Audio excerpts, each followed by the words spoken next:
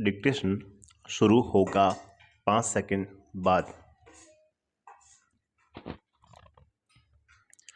ईंटें, मनके तथा अस्थियां, हड़प्पा सभ्यता, हड़प्पाई मोहर संभवतः हड़प्पा अथवा सिंधु घाटी सभ्यता की सबसे विशिष्ट पुरावस्तु है। विराम।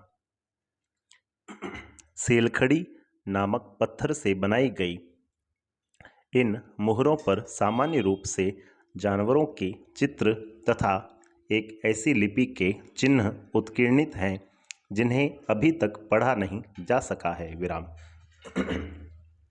फिर भी हमें इस क्षेत्र में उस समय बसे लोगों के जीवन के विषय में उनके द्वारा पीछे छोड़ी गई पुरावस्तुओं जैसे उनके आवासों, मृद भांडों, आभूषणों, औजारों तथा मोहरों, दूसरे शब्दों में पुरातात्विक साक्ष्यों के माध्यम से बहुत जानकारी मिलती है। विराम। अब हम देखेंगे कि हम हड़प्पा सभ्यता के विषय में क्या और कैसे जानते हैं। विराम। हम यह अन्वेषण करेंगे कि पुरातात्विक साक्ष्यों की व्याख्या कैसे की जाती है और इन व्याख्याओं में कैसे कभी कभी बदलाव आ जाता है। विराम। निश्चित रूप से इस सभ्यता के कई पहलू आज भी हमारी जानकारी से परे हैं और हो सकता है हमेशा ही रहें। विराम। हड़प्पा सभ्यता को सिंधु घाटी सभ्यता के नाम से भी जाना जाता है। विराम। हड़प्पा शब्द उस स्थान से लिया गया है जहां सभ्यता की पहचान की गई थी। विराम। सभ्यता का कुल समय काल 6000 ईसा पूर्व से 1300 ईसा पूर्व तक है। विराम। प्रारंभिक चरण जिसे 6000 ईसा पूर्व से 2600 ईसा पूर्व तक प्रारंभिक हड़प्पा कहा जाता है, सभ्यता का एक प्रारंभिक चरण है। विराम। सभ्यता का शहरी चरण जिसे परिपक्व हड़प्पा कहा जाता है, जो कि सबसे समृद्ध चरण है। विराम। सभ्यता का पतन 1900 ईसा पूर्व के आसपास शुरू होता है। विराम। 1900 ईसा पूर्व से 1300 ईसा पूर्व तक के पतन के चरण को उत्तर हड़प्पा कहा जाता है। विराम। विशिष्ट हड़प्पा मिट्टी के बर्तन, ईंटें, पक्की और कच्ची और अन्य वस्तुएं जैसे मोहरें, बाट, मोती, तांबे और कांस्य की वस्तुएं, विभिन्न प्रकार की टेराकोटा वस्तुएं हड़प्पा क्षेत्र के अलावा अफगानिस्तान, बलूचिस्तान, सिंध और पाकिस्तान के पंजाब प्रांतों से पाई जाती हैं। विराम। इसके अलावा जम्मू, पंजाब, हरियाणा, राजस्थान, उत्तर प्रदेश का पश्चिमी भाग, गुजरात और महाराष्ट्र में साक्ष्य प्राप्त हुए हैं। विराम। अंग्रेजी में बीसी, हिंदी में ईसा पूर्व का तात्पर्य बिफोर क्राइस्ट ईसा पूर्व से है। विराम। कभी कभी आप तिथियों से पहले एडी, हिंदी में ईसा लिख पाते हैं। विराम। यह एनो डोमिनी नामक दो लैटिन शब्दों से बना है तथा इसका तात्पर्य ईसा मसीह के जन्म के वर्ष से है। विराम। आजकल एडी की जगह सीई तथा बीसी की जगह बीसीई का प्रयोग होता है।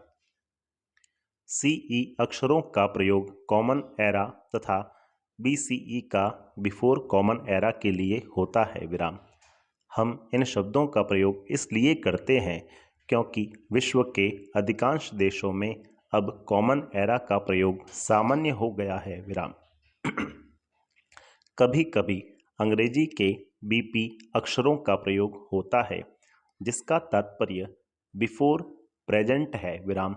इस पुस्तक में हमने बीसीई के लिए ईपी, सीई के लिए ई तथा बीपी के लिए वर्तमान से पहले शब्दों का प्रयोग किया है। विराम। आरंभ। इस क्षेत्र में विकसित हड़प्पा से पहले भी कई संस्कृतियां अस्तित्व में थीं। विराम। ये संस्कृतियां अपनी विशिष्ट मृद भांड शैली से संबद्ध थीं तथा इनके संदर्भ में हमें कृषि, पशुपालन तथा कुछ शिल्पकारी के साक्ष्य भी मिलते हैं। विराम। बस्तियां आमतौर पर छोटी होती थीं और इनमें बड़े आकार की संरचनाएं लगभग न के बराबर थीं। विराम। हाल के पुरातात्विक साक्ष्य 7000 ईसा पूर्व के शुरुआती कृषक समुदायों से हड़प्पा संस्कृति के उद्भव का संकेत देते हैं। विराम। शहरी चरण परिपक्व हड़प्पा प्रारंभिक हड़प्पा चरण में क्रमिक परिवर्तन और आंतरिक विकास का परिणाम था। विराम। निर्वाह के तरीके। आपने मानचित्रों में देखा होगा कि विकसित हड़प्पा संस्कृति कुछ ऐसे स्थानों पर पनपी जहां पहले आरंभिक हड़प्पा संस्कृतियां अस्तित्व में थीं। विराम। इन संस्कृतियों में कई तत्व जिनमें निर्वाह के तरीके शामिल हैं समान थे। विराम। हड़प्पा सभ्यता के निवासी कई प्रकार के पेड़ पौधों से प्राप्त उत्पाद और जानवरों जिनमें मछली भी शामिल है से प्राप्त भोजन करते थे। विराम। जले अनाज के दानों तथा बीजों की खोज से पुरातत्वविद आहार संबंधी आदतों के विषय में जानकारी प्राप्त करने में सफल हो पाए हैं। विराम। इनका अध्ययन पूरा वनस्पतिज्ञ करते हैं और जो प्राचीन वनस्पति के अध्ययन के विशेषज्ञ होते हैं। विराम। हड़प्पा स्थलों से मिले अनाज के दानों में गेहूं, जौ, दाल, सफ़ेद चना तथा तिल शामिल है। विराम। बाजरे के दाने गुजरात के स्थलों से प्राप्त हुए थे। विराम। चावल के दाने अपेक्षाकृत कम पाए गए हैं। विराम। पैरा। हड़प्पा स्थलों में मिली जानवरों की हड्डियों में मवेशियों, भेड़, बकरी, भैंस तथा सूअर की हड्डियां शामिल हैं। विराम। पुरा प्राणी विज्ञानियों अथवा जीव पुरातत्वविदों द्वारा किए गए अध्ययनों से संकेत मिलता है कि ये सभी जानवर पालतू थे। विराम। जंगली प्रजातियों जैसे वराह, सूअर, हिरण तथा घड़ियाल की हड्डियां भी मिली हैं। विराम। हम यह नहीं जान पाए हैं कि हड़प्पा निवासी स्वयं इन जानवरों का शिकार करते थे अथवा अन्य आखेटक समुदायों से इनका मांस प्राप्त करते थे। विराम। मछली तथा पक्षियों की हड्डियां भी मिली हैं। विराम। कृषि प्रौद्योगिकी। हालांकि अनाज के दानों से कृषि के संकेत मिलते हैं, पर वास्तविक कृषि विधियों के विषय में स्पष्ट जानकारी मिलना कठिन है। विराम। क्या जुते हुए खेतों में बीजों का छिड़काव किया जाता था? मुहरों पर किए गए रेखांकन तथा मृण मूर्तियां यह इंगित करती हैं कि वृषभ के विषय में जानकारी थी और इस आधार पर पुरातत्वविद यह मानते हैं कि खेत जोतने के लिए बैलों का प्रयोग होता था। विराम। साथ ही चोलिस्तान के कई स्थलों और बनावली हरियाणा से मिट्टी से बने हल के प्रतिरूप मिले हैं। विराम। इसके अतिरिक्त पुरातत्वविदों को कालीबंगन राजस्थान नामक स्थान पर जुते हुए खेत का साक्ष्य मिला है जो आरंभिक हड़प्पा स्तरों से संबद्ध है। विराम। इस खेत में हल रेखाओं के दो समूह एक दूसरे को समकोण पर काटते हुए विद्यमान थे, जो दर्शाते हैं कि एक साथ दो अलग अलग फसलें उगाई जाती थीं। विराम। पैरा।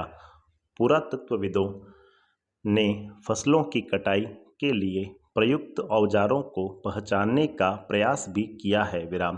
क्या हड़प्पा सभ्यता के लोग लकड़ी के हत्थों में बिठाए गए पत्थर के फलकों का प्रयोग करते थे या फिर वे धातु के औजारों का प्रयोग करते थे? पैरा। अधिकांश हड़प्पा स्थल अर्धशुष्क क्षेत्रों में स्थित हैं जहां संभवतः कृषि के लिए सिंचाई की आवश्यकता पड़ती होगी। विराम। अफगानिस्तान में शोरतुगई नामक हड़प्पा स्थल से नहरों के कुछ अवशेष मिले हैं, परंतु पंजाब और सिंध में नहीं। विराम। ऐसा संभव है कि प्राचीन नहरें बहुत पहले ही गाद से भर गई थीं विराम। ऐसा भी हो सकता है कि कुओं से प्राप्त पानी का प्रयोग सिंचाई के लिए किया जाता हो विराम। इसके अतिरिक्त धौलावीरा गुजरात में मिले जलाशयों का प्रयोग संभवतः कृषि के लिए जल संचयन हेतु किया जाता था। संपूर्ण विराम।